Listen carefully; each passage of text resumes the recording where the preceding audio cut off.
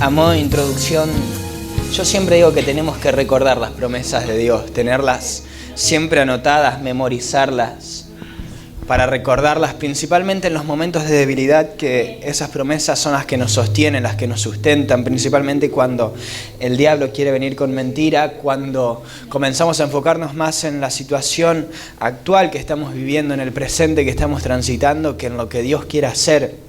Porque muchas veces la realidad no se condice con todo lo que Dios quiere hacer. Y muchas veces Dios nos promete cosas que a nuestro entender, a nuestro parecer, a nuestro diario vivir, es imposible que ocurran. Y cuando nos enfocamos en esa realidad, en ese presente, en la adversidad, en la circunstancia, comenzamos a dudar, inclusive muchas veces, de lo que Dios nos promete, de lo que Dios nos dijo. Por eso es necesario recordar siempre las promesas de Dios, recordar aquello que Dios nos dijo. Cuando cumplimos 19 años, hace 2-3 semanas atrás, yo dije una palabra basándome en Zacarías 2 capítulo 4-5, capítulo 2 versículos 4-5, que dice: corre y habla a este joven diciendo, sin muros serás habitada Jerusalén a causa de la multitud de hombres y de ganado en medio de ella. Yo seré para ella, dice Jehová, muro de fuego en derredor, y para gloria estaré en medio de ella. Esta palabra me encantó porque en la antigüedad los pueblos, las poblaciones tenían un muro en derredor que las protegía. Ese muro las protegía de que los enemigos vengan a atacar, de que cualquiera se meta a la ciudad. Las ciudades estaban rodeadas por muros, había un gran pórtico. Pero a causa de que el pueblo de Israel había sido llevado cautivo por los babilonios, ese muro había sido destruido porque la ciudad toda había sido destruida. Pasa un tiempo, Dios vuelve a traer a todo su pueblo a su tierra, y cuando el pueblo vuelve, Dios le dice, sin muros serás habitada. Es que ya la ciudad ya no iba a tener límite, ya no iba a tener murallas, ya no iba a tener límite. No iba a tener un territorio definido porque iba a ser habitada sin muro, a causa de la multitud de hombres que iban a habitar en ese lugar, a causa de la grandeza, de la inmensidad, de la bendición que Dios les iba a dar. Y dice Dios, yo seré muro de fuego en derredor. Yo seré muro de fuego en derredor, y para gloria estaré en medio de ellos. Amén. Aunque los enemigos quisieran venir a atacarlos, Dios era el que los protegía como muro de fuego. No tenían necesidad de tener muralla porque tenían al mismísimo Dios protegiéndolos. Me encanta esta palabra, que es una palabra que yo dije en el aniversario cuando cumplimos 19 años hace 3 semanas atrás. Que a causa de la bendición que Dios va a hacer con esta casa y con cada hijo de esta casa, no va a haber límites. No va a haber límites, no va a haber límites, ni para tu vida ni para la iglesia, no va a haber límites. Yo lo tomé más como algo territorial. Yo creo que lo que Dios va a hacer es tan grande que no nos vamos a poder, ni siquiera sé si nos vamos a poder quedar en este lugar. ¿Cuántos lo creen? Lo que Dios va a hacer es tan grande. Amén, gloria a Dios. Y digo esta palabra porque si queremos que Dios haga cosas grandes, tenemos que prepararnos para cosas grandes. Porque muchas veces nos ensimismamos en la situación actual, en la realidad que estamos viviendo. Saben que, repitiendo un poco algo de que escuché acerca de algo que escuché de Dante Gebel hace un tiempo atrás, una prédica de él, que de hecho está en internet, si mal no recuerdo, se llama Momento Popeye, que se le define así a ese momento en el que algo que te enoja te impulsa a hacer algo más. No sé si me explico. Haciendo referencia, se acordarán del dibujito Popeye, que Popeye se enojaba cuando atacaban a Olivia, entonces Popeye salía ahí del enojo que tenía a salvar a Olivia. Y ese momento Popeye es lo que nos impulsa, según esta prédica de Dante Gebel. ¿Cuál es el momento Popeye que nos impulsa a predicar? ¿Qué es lo que nos impulsa a predicar? Porque si queremos que Dios haga cosas grandes, si queremos que Dios sople las almas, nosotros también tenemos que levantarnos para predicar aquello que Dios puso en nuestros corazones. Dios estuvo procesando tu vida. Dios estuvo tratando con tu vida. Y lo digo siempre. Todo lo que viviste hasta ahora, en cierto modo, estás en las manos de Dios por lo que Dios permitió todo lo que viviste hasta ahora. Estás en las manos de Dios. Nada de lo que te haya pasado fue porque salió del control de Dios. Se me está acoplando el micrófono. Nada de lo que haya pasado hasta este momento en tu vida fue porque te saliste de la mano de Dios o porque saliste del control de Dios. Dios tiene cuidado y control de todas las cosas. Todo lo que te ocurrió, todo lo que viviste, todo lo que te pasó hasta ahora fue porque Dios lo permitió para procesar, para tratar con tu vida. Porque inclusive la palabra dice, en la vida de los que aman a Dios, todo obra para bien. Y sí, muchas veces hay sucesos que nos ocurren producto o como consecuencia de las decisiones que tomamos. A veces tomamos decisiones equívocas, erradas, que quizás hasta van en contra de la voluntad de Dios. Pero como estamos en las manos de Dios, si Dios dijo que iba a hacer algo sobre tu vida, Él es fiel y justo para cumplir aquello que dijo. Y no podemos escaparnos de la mano de Dios. No podemos escaparnos de la mano de Dios.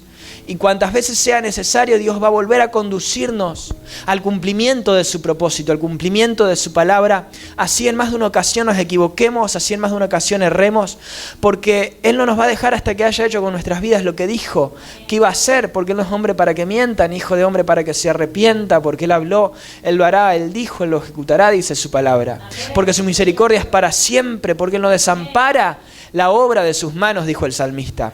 Él no desampara la obra de sus manos. Y hay una obra que sus manos comenzaron sobre tu vida desde el día que te dispusiste a humillarte en presencia de Dios. Hay una obra que comenzó sobre tu vida.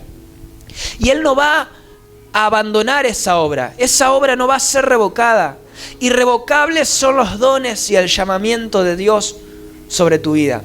Son irrevocables. Y sí, muchas veces podemos demorar a Dios producto de nuestras malas decisiones, producto de nuestra terquedad, como hizo el pueblo de Israel vagando 40 años por el desierto. Podemos demorar a Dios y Dios está ahí queriendo bendecirnos y somos nosotros los que por nuestra incredulidad no le permitimos bendecirnos. Porque Dios se manifiesta conforme a nuestra fe. Pero todo lo que Dios te permitió vivir hasta ahora es porque te está procesando para aquello para lo que te quiere usar. Dios está preparando tu corazón. Dios está preparando tu vida. Dios te está preparando para todo aquello que Él quiera hacer con tu vida. Para que adquieras sabiduría, conocimiento. Muchas veces la sabiduría, el conocimiento no se adquiere desde el estudio. Y Dios te somete a la práctica. Y te lleva a atravesar por tribulaciones, por adversidades, por circunstancias. Y es ahí donde adquirimos sabiduría. Es ahí donde adquirimos conocimiento. El salmista decía, estuvo bien que me hicieras sufrir, porque aprendí a prestar atención a tu voz. Me encanta ese salmo. Estuvo bien que me hicieras sufrir, porque el sufrimiento me enseñó a prestar atención a tus estatutos, a escuchar tu voz, decía el salmista. Muchas veces es el sufrimiento, el método que Dios usa para enseñarnos a escuchar su voz, para enseñarnos a hacer su voluntad. Y Dios está tratando con nuestras vidas para enseñarnos. Porque de no ser por el dolor, por el sufrimiento que nos produce la adversidad, la circunstancia, las distintas pruebas que atravesamos, ¿de qué otra manera podríamos empatizar con el dolor de otros? Porque Dios nos quiere usar también para ministrar a otros. Y lo que te conecta con el otro para que puedas ministrarlo, bendecirlo con una palabra, es que ves en el otro un dolor que a lo mejor vos también viviste, experimentaste. Y a lo mejor el hecho de haber sanado, de estar firme en la fe, de que Dios te haya sustentado, de haber pasado la prueba, haber salido victorioso, te sirve para poder ayudar a otros, a levantar a otros con lo que a vos te tocó vivir. Entonces Dios muchas veces permite la adversidad, la crisis, la prueba, la circunstancia, para que puedas ministrar a otros, para que puedas empatizar con el dolor de otros, con lo que a otro le toca pasar. Porque Dios quiere hacer cosas grandes con tu vida y estás en las manos de Dios, cual barro en manos del alfarero. Estás en las manos de Dios, cual barro en manos del alfarero. Muchas veces duele cuando Dios nos tiene que desarmar para hacernos de nuevo y darnos la forma que Él nos quiere dar.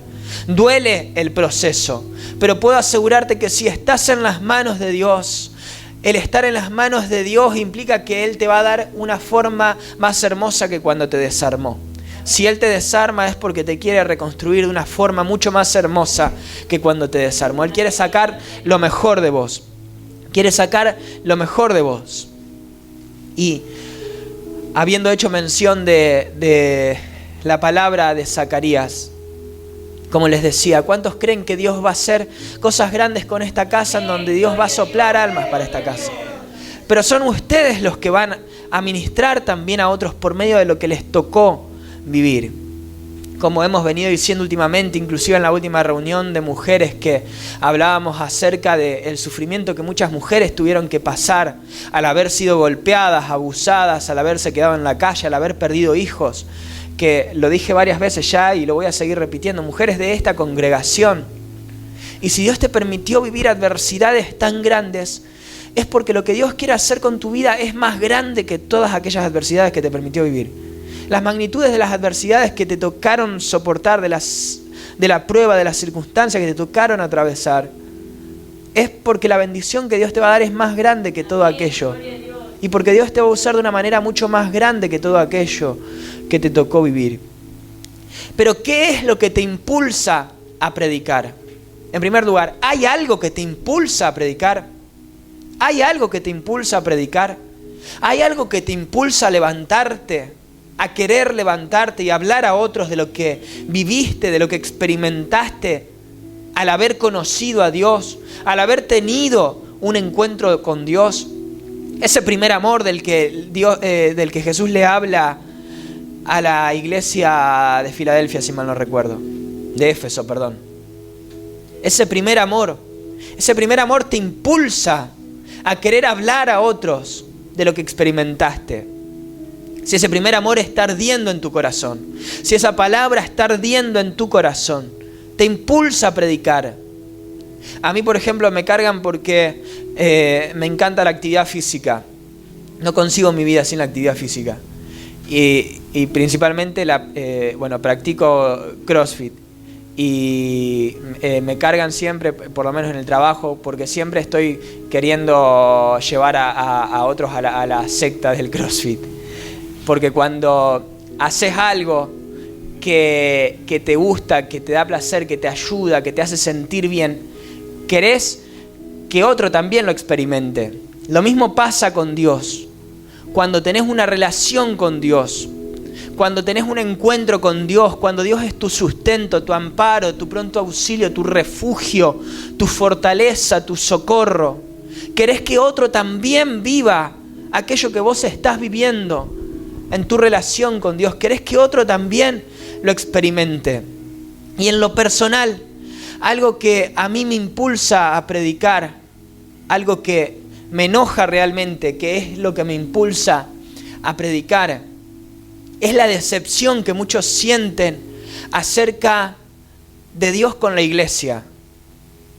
Yo, y supongo que la mayoría, estoy constantemente rodeado de un contexto de personas, no sé si ateas, en su mayoría no, pero por ahí un poco escépticas o que no se relacionan con la iglesia o que están alejadas de la iglesia.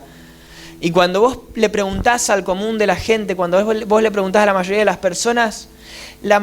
las personas te dicen: creo en Dios, pero no creo en la iglesia. Y encima, lo que me sorprende a mí, por lo menos, es que es automática la respuesta. Cuando vos le preguntás a alguien: ¿crees en Dios? Creo en Dios, pero no creo en la iglesia. Asocian a Dios automáticamente con la iglesia. Porque lo decía hace unas semanas atrás en un mensaje al que había titulado «Conoce a tu propio Dios». La iglesia se adueñó de la imagen de Dios. Y es como que las distintas ramas de las distintas creencias se adueñaron de una imagen de Dios y crearon su propia imagen de Dios. Y los católicos, es como si los católicos tuvieran a su Dios, los evangélicos tuvieran a su Dios, y las distintas ramas, y como si cada uno creyera que el otro está equivocado, como si Dios fuera... Y yo decía en ese mensaje que no podemos limitar a Dios a la percepción de una sola persona, a la sola percepción de una sola persona. Porque Dios es tan grande que no se lo puede reducir a la percepción de una persona. Dios es tan magnífico que el conoce a tu propio Dios sale de que Dios quiere revelarse a tu vida de una manera que a lo mejor otro no la conoció, para que te levantes y prediques a ese Dios que conociste, en la circunstancia, en la adversidad que lo conociste. De hecho, podemos ver a lo largo de la Biblia distintos nombres que se le atribuyen a Dios. De hecho, Dios en sí no tiene nombre. Cuando Dios se le presenta a Moisés con una zarza ardiendo, Moisés le pregunta, cuando me pregunten quién me envió, ¿qué les diré? El yo soy te envía, porque Dios es. Dios no tiene nada que lo defina. Dios no puede tener un nombre que lo defina. Dios es innombrable, no tiene nombre. Es simplemente yo soy. De ahí nace, Jehová, que nace de las traducciones y lo hemos denominado de esa manera. Pero Dios no tiene nombre. Dios no se lo puede definir en algo. Él simplemente es. Él es el alfa, el omega, el principio, el fin. Él es, por ejemplo, lo vemos en Agar, el Dios que me ve. O podemos ver el Dios que provee, o Dios es mi paz, o Dios es mi fuerza. A Dios se le pueden atribuir infinidad de cualidades, porque Dios simplemente es. ¿Y qué Dios es el que vos conociste? ¿Qué Dios es el que querés y que tenés que predicar? Como les decía, a mí me molesta mucho la decepción que otros tienen, lamentablemente de Dios, producto por culpa de la iglesia. Muchas veces muchos están decepcionados de Dios por culpa de la iglesia. Porque en más de una ocasión, yo veo que esta generación, por lo menos mi generación, o en este último tiempo, al haber un exceso de información gracias a la tecnología, es como que esta generación aprendió a pensar, aprendió a formar una opinión. No digo que antes no pensaban, pero en otros tiempos éramos como muy influenciables.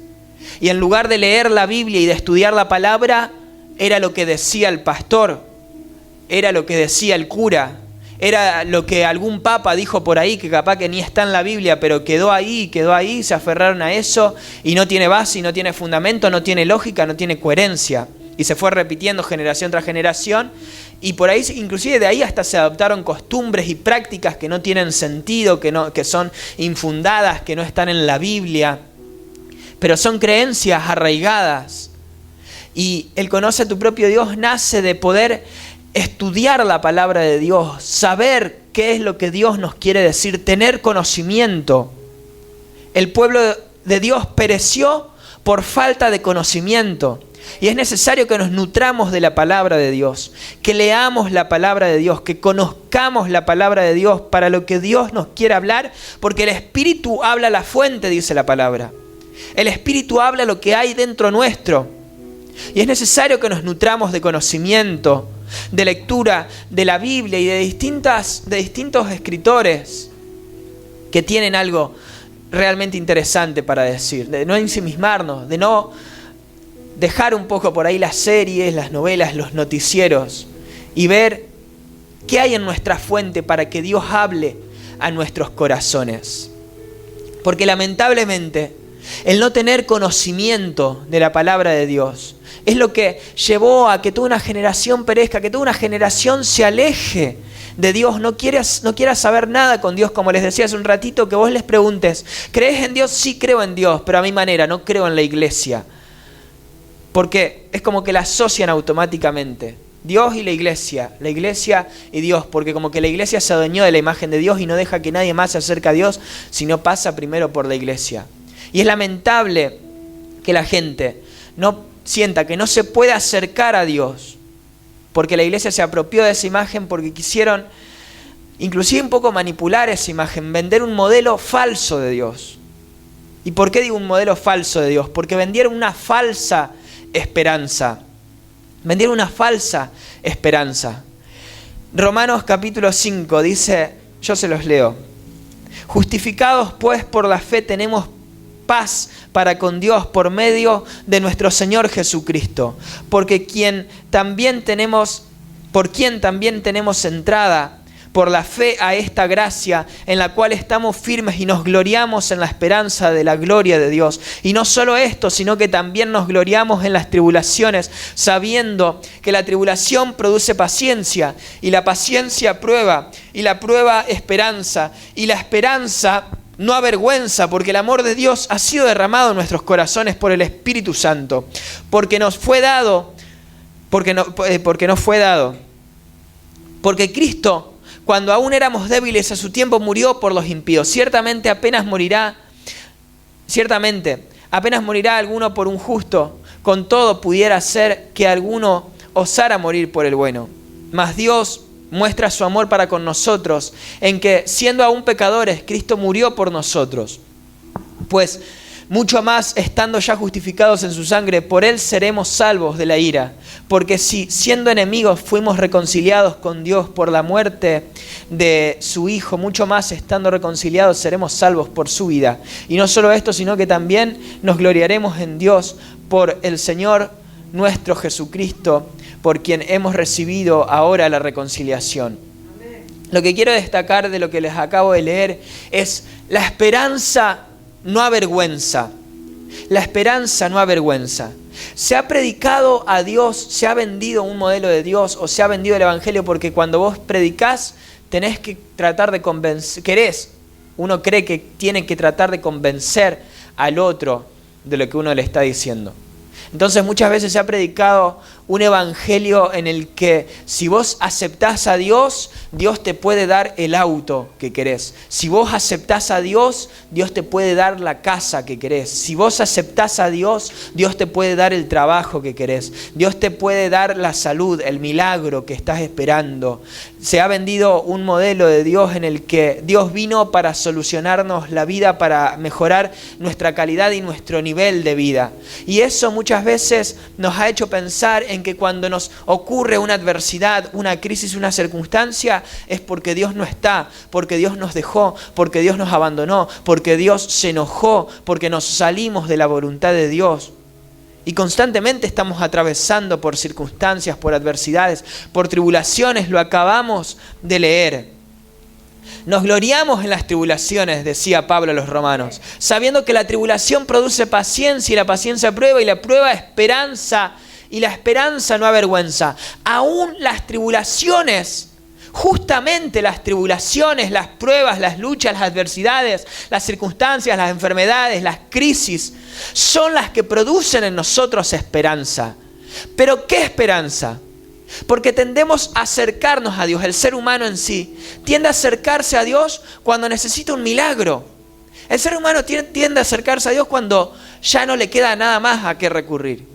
Mientras el ser humano sea autosuficiente, pueda abastecer sus propias necesidades, pueda moverse por sí mismo, pueda trabajar, al ser humano no le importa a Dios. El ser humano nace la necesidad de Dios. Algunos sí tienen necesidad de encontrarse con Dios, pero muchas veces es producto de la soledad, de la depresión. Es por una necesidad. Entonces, ¿qué hacemos los predicadores? Queremos vender a un Dios que te va a dar aquello que estás esperando. Y no digo que Dios no te pueda dar la sanidad, no digo que Dios no pueda darte la casa, no digo que Dios no pueda darte el auto, no digo que Dios no pueda darte el trabajo soñado, no digo que Dios no pueda darte lo que le estás pidiendo. Dios te lo puede dar, sí. Pero ¿y si no? Yo siempre digo, todo viene de Dios, todo vuelve a Dios. Yo reconozco que todo viene de Dios. Para mí todo viene de Dios. Lo poco, lo mucho que pueda tener, todo viene de Dios, todo. La palabra dice, reconoce a Dios en todos tus caminos y todo te saldrá bien. Pasa que los que reconocemos a Dios en todos nuestros caminos, reconocemos que tanto lo bueno como lo malo viene de Dios. Lo bueno como lo malo viene de Dios. Las enfermedades también pueden venir de Dios, porque Dios las permite. el desempleo, la crisis económica, la crisis familiar, también pueden venir de Dios porque Dios las permite. El diablo no pudo tocar a Job hasta que Dios no le permitió tocarlo. El diablo no le pudo arrebatar los hijos a Job hasta que Dios no lo permitió. El diablo no pudo destruir y quitarle todas las propiedades y las posesiones a Job hasta que Dios lo permitió. Y Dios lo permitió. Reconoce a Dios en todos tus caminos. ¿Y qué hizo Job? Cuando viene su mujer, que él ya había enfermado de lepra, no voy a ahondar en detalles en la historia, pero cuando viene su mujer, le dice: ¿por qué no maldices a tu Dios si te mueres? Y Job le responde: como las mujeres fatuas has hablado.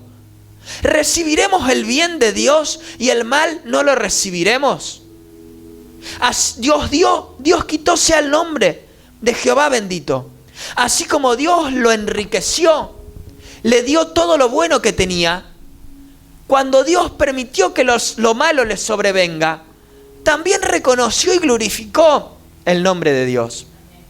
Y lamentablemente hemos vendido un evangelio en el que si te acercás a Dios, todo te va a ir bien. Y cuando te va mal es porque Dios te soltó la mano. Y es ahí cuando nos decepcionamos de Dios. Es ahí cuando nos decepcionamos y dejamos de creer en Dios. Porque pusimos nuestra esperanza en cosas terrenales. La esperanza no avergüenza, pero la esperanza que no avergüenza es la esperanza que está puesta en lo eterno.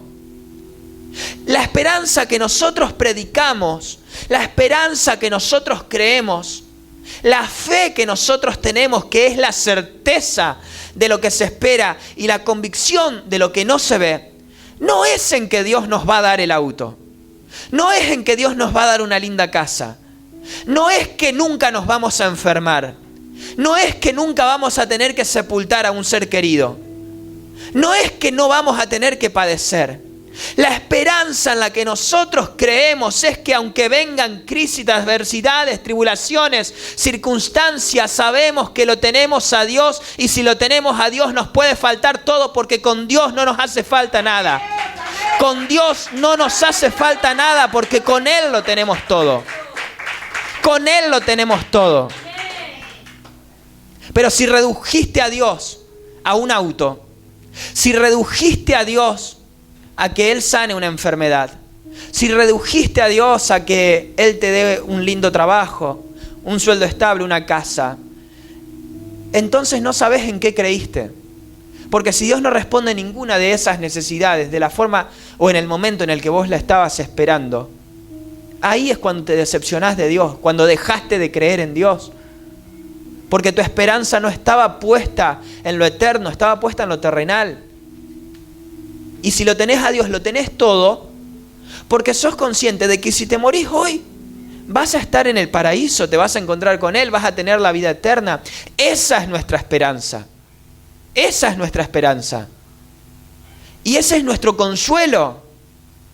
Porque cuando nos toca atravesar por adversidades, por circunstancias, por enfermedades, cuando nos toca atravesar por tribulación, cuando nos enfermamos o tenemos que enterrar a un ser querido, o perdemos el trabajo, o nuestra economía está en quiebra, estamos endeudados, lo que sea que nos esté pasando, nuestra fe no flaquea, nuestra fe permanece intacta, permanece sólida, permanece estable, porque nuestra esperanza no está en lo que nos pueda acontecer en el presente. Dios dio, Dios quitó, sea el nombre de Jehová bendito. Bendeciré el nombre de Jehová en todo tiempo. En todo tiempo. Eso es lo que te mantiene tu fe sólida. Eso es lo que mantiene tu fe sólida. Pero lamentablemente, por falta de conocimiento, hemos dejado que nos influencien con un evangelio falso, con un Dios falso. Un Dios que si vos te acercás a Él te va a dar todo lo que le pedís. Un Dios que si vos pactás te va a dar lo que le pedís. Nos han estafado con esa idea de un Dios. Nos han estafado con esa idea de un Dios. Nosotros predicamos lo que dice la palabra. La palabra habla acerca de que para recibir hay que dar. La palabra habla de que como un acto de fe traemos los diezmos al alfolí. La palabra habla de eso. Pero cuando te quieren vender una bendición que no te pueden dar porque no son Dios para dártela, haciéndote pactar por algo que es mentira, es ahí cuando te dejas estafar. Porque cuando ese pacto es mentira, ese pacto que no viene de Dios, esa palabra que no viene de Dios, esa promesa que no viene de Dios, te quieren estafar. Cuando Dios no responde a eso que estabas esperando, es ahí cuando te decepcionás de Dios. Y por culpa de todos esos chantas, de todos esos estafadores, hay toda una generación a la que vos le hablás de Dios y se te ríen. Se te ríen porque te consideran y generalizan como un chanta más que les quiere sacar plata. Porque así es como lamentablemente ven a la iglesia. Porque eso es lo que la iglesia ha demostrado. En más de una ocasión eso es lo que la iglesia lamentablemente ha demostrado. Porque en algún momento la máscara se cae. Porque la gente no es estúpida, porque a la gente no se la puede estafar, porque en algún momento se van a dar cuenta. Y es necesario de que los que hemos creído nos levantemos y prediquemos a un Dios que salva, que sana, que levanta, que vivifica, que fuerza. ¿Dios puede hacer el milagro? Sí, Dios puede hacer el milagro. Pero si Dios no lo hace, con tenerlo a Dios ya te basta. Él es tu consuelo, ese es tu consuelo, esa es tu fortaleza. Ese es el Dios que tenemos que vender. Ese es el Dios que tenemos que predicar con nuestro propio testimonio. Cuando nos vean a nosotros, cuando nos vean cómo Dios es nuestro consuelo, nuestra fortaleza, nuestro refugio, nuestro pronto auxilio, aún en adversidades, aún en circunstancias, aún en enfermedades, en tribulaciones, es ahí cuando van a querer a ese Dios. Esa es la forma de predicar. Y es tiempo de que nos levantemos a predicar. Es tiempo de que demostremos la imagen de un Dios que salva, que sana, que vivifica. Es tiempo de que mostremos la imagen de un Dios que ama, que abraza, que renueva, que fortalece. Es tiempo de que nos levantemos, de que dejemos de estar en el letargo espiritual, de que dejemos de dormir. Despiértate tú que duermes, te alumbrará Cristo. Despierta, despierta, vístete de poder, oh Sión, vístete de tu ropa hermosa, oh Jerusalén, decía Isaías. Es tiempo de predicar. Y la misma pregunta que hice cuando comencé, ¿hay algo que te inste a predicar? ¿Hay una palabra de Dios ardiendo en tu corazón que te inste, que te mueva, que te empuje, que te impulse a predicar? Es necesario que esa palabra que está en nuestros corazones podamos comenzar a predicarla. Porque hay toda una generación que anhela fervientemente, que gime con dolores de parto por la manifestación de los hijos de Dios, por la manifestación de lo que Dios puso en tu corazón, por la manifestación de lo que Dios hizo en tu vida. Es necesario que nos levantemos a predicar. En el estado de Job, cuando Job perdió todo, cuando Dios le permite a Job perder todo, después de un tiempo, cuando Job estaba destruido, cuando Job se encontraba destruido, antes de que Job sea destruido, la palabra narra que Job era un hombre rico en la tierra, que tenía muchas posesiones, que tenía mucho ganado, y que todos los días adoraba a Dios. Todos los días levantaba sacrificio a Dios. Y decía, por si alguno de mis hijos pecaron. Y levantaba altar a Dios, levantaba sacrificio a Dios, levantaba adoración a Dios. Y un día el diablo le dice a Dios, este te adora por todo lo que le diste. Sacale todo lo que le diste y fíjate si te sigue adorando. Le sacó todo lo que tenía y Job le siguió adorando. Dios dio, Dios quitó, sea el nombre de Jehová bendito. El diablo vuelve, redobla la apuesta, dice, este te adora porque todavía conserva la salud. Sacale la salud y fíjate si te sigue adorando. Y Job siguió adorando. Pero Job hasta ese momento confiesa no haber conocido a Dios. Confiesa que de oídas le había oído. Porque Dios permitió esa tribulación, esa prueba, que despertaron en Job ciertas preguntas, que llevaron a clamar, que llevaron a Job a orar, que llevaron a Job a preguntar a Dios. Entonces Dios responde a Job todas las dudas que a él se le presentan. Y cuando Dios responde, Job le dice: de oídas te había oído, mas ahora mis ojos te ven, me arrepiento en polvo y ceniza. Dios se le reveló a Job posteriormente a su estado de destrucción, posteriormente a su tribulación, a su prueba, a la prueba de su fe. Job ya adoraba a Dios antes de conocerlo. Y si adorás a Dios sin conocerlo, ¿cuánto más le vas a adorar cuando le conozcas? Y Dios se le reveló a Job. Y el postrer estado de Job fue a ser mayor que el primero.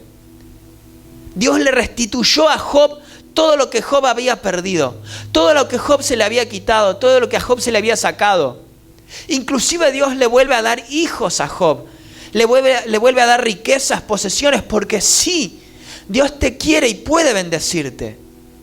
Dios, si le pedís un auto, a lo mejor Dios te puede dar un auto, si quiere, si está en su voluntad. Si le pedís una casa, a lo mejor Dios te puede dar una casa, si está en su voluntad. Te puede bendecir, te puede dar lo que le estás pidiendo. Pero Él quiere conducirte a algo mucho más profundo, que tu esperanza no esté en lo que Él te puede dar, que tu esperanza esté en lo eterno, en que te basta con tenerlo a Él, porque con tenerlo a Él lo tenés todo. Y aunque pierdas todo, si lo tenés a Él no te hace falta nada. Si lo tenés a Él no te hace falta nada. Ese es el Dios en el que creemos. Ese es el Dios que predicamos. Ese es el Dios que predicamos. Que Dios no te deja, no te suelta hasta que haya hecho con tu vida lo que dijo que iba a hacer. Así te encuentres postrado como le sucedió a Job. Aún en crisis, en adversidades, en circunstancias, la esperanza no avergüenza. La esperanza no avergüenza. Porque ha de avergonzarte tu esperanza si tu esperanza está en lo eterno. Así te encuentres atravesando por pruebas, por adversidades, la prueba, la tribulación, dijo Pablo, produce paciencia, y la paciencia prueba, y la prueba esperanza. Porque tu esperanza está en lo eterno. Y ese es tu consuelo en los momentos de crisis, de adversidad, de tribulación. Ese es tu consuelo. Eso es lo que te sostiene. Como les decía cuando comencé el mensaje, tiene que haber una palabra de Dios que te sustente, que te sostenga en la adversidad, en la crisis, en la circunstancia. Tiene que haber una palabra de Dios que te consuele cuando el diablo quiera venir a mentirte, cuando el diablo quiera venir un engaño. Tiene que haber una palabra de Dios que te impulse a predicar, que te impulse a decírsela a otros. ¿Qué es lo que Dios quiere hablar por medio de tu vida? Porque lo que Dios quiere hablar por medio de tu vida no es lo que Dios puede hablar por medio de mi vida. Porque yo no viví lo que vos viviste, porque no sé lo que vos viviste, porque no sé lo que sentiste cuando te tocó vivir aquello que viviste. Porque si Dios te permitió vivir aquello que viviste, fue por lo que Él quiere hablar a través de tu vida. Y no puedo yo predicar lo que a vos te toca predicar. Es necesario que vos te levantes. Porque si no hablamos nosotros, las piedras hablarán. Pero el evangelio del reino va a seguir siendo predicado. Oren, dijo Jesús, porque la mies es mucha y los obreros son pocos. Pidan que el Padre envíe más obreros a la mies. Y es tiempo de levantarse para levantar la cosecha que ya está lista. Alza tus ojos, mira que la cosecha ya está lista. La mies ya está madura. Es tiempo de cosechar, iglesia. Es tiempo de levantarse y cosechar. Cosechar almas. Cosechar todo aquello que Dios tiene preparado para nuestras vidas. Es tiempo. Porque sin muros serás habitada. Porque yo seré para ti como muro de fuego y estaré en medio de ti, dice Dios. Sin muros serás habitada a causa de la multitud que ha de venir. ¿Cuántos lo creen? Aires del cielo. Sin muros serás habitada.